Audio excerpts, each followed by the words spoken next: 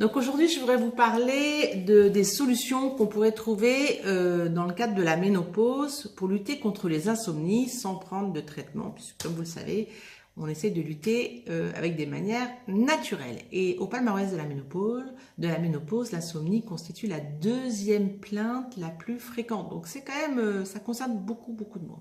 Et c'est vrai que la nuit d'une femme ménopausée qui a des bouffées de chaleur, qui a des sueurs nocturnes, cette nuit-là, elle va être assez animée parce que quand ça vous prend en pleine nuit, et ça, la nuit, ça arrive, il faut vraiment on va faire valser les couvertures ou la couette et 5 minutes après, parce qu'on a très chaud et 5 minutes après, on risque d'avoir très froid, surtout si on a des sueurs nocturnes. Donc en fait, oui, c'est un peu engageant et ça peut arriver plusieurs fois par nuit. Donc finalement, oui, les insomnies viennent du fait que déjà on a des bouffées de chaleur et ensuite, c'est pas seulement à cause de ça, c'est parce que la baisse hormonale fait que on a aussi, ça joue sur la qualité de notre sommeil. Donc il y a deux raisons pour lesquelles on va avoir soit du mal à s'endormir, soit beaucoup de facilité à se réveiller au milieu de la nuit malgré nous.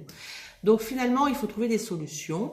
Alors, dans la gamme des solutions, déjà, c'est peut-être l'occasion de changer de literie et d'avoir une literie qui va être plus adaptée.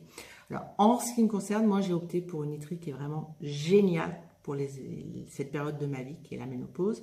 C'est la literie à eau, tout simplement, parce que c'est la seule literie.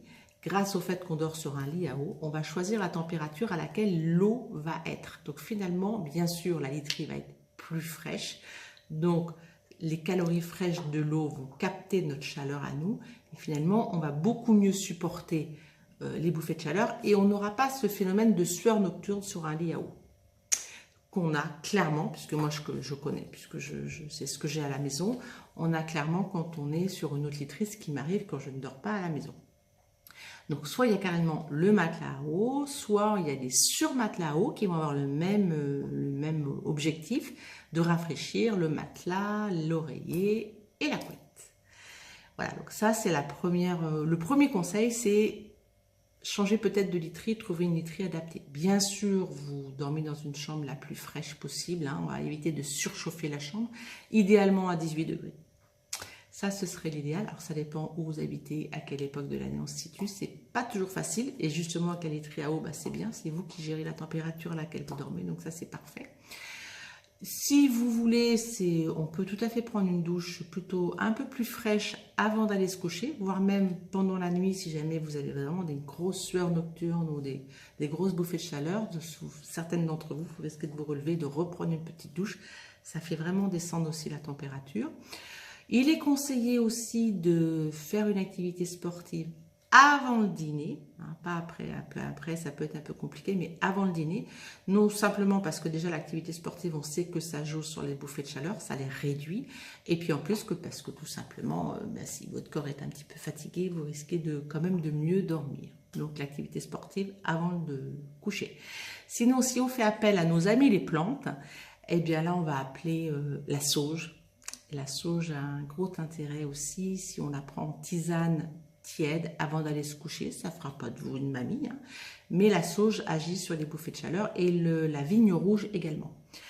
Et puis la dernière plante qui est recommandée dans ce cas-là, c'est le millepertuis. Alors millepertuis qui est peut-être plus connu pour les dépressions légères, mais on sait aussi que le millepertuis agit sur les bouffées de chaleur et sur les problèmes d'insomnie liés à la ménopause. Alors là, moi je dis bravo, parce qu'une plante qui fait 3 ans en 1, c'est parfait.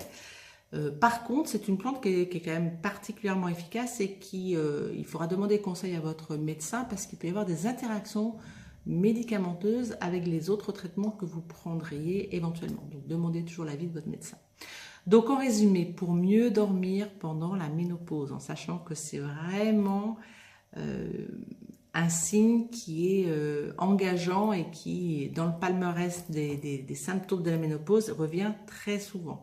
Donc, dormir sur une literie la plus fraîche possible, dans une chambre la plus fraîche possible, prenez une douche la plus fraîche possible, faites du sport, une activité sportive ou physique avant de dormir.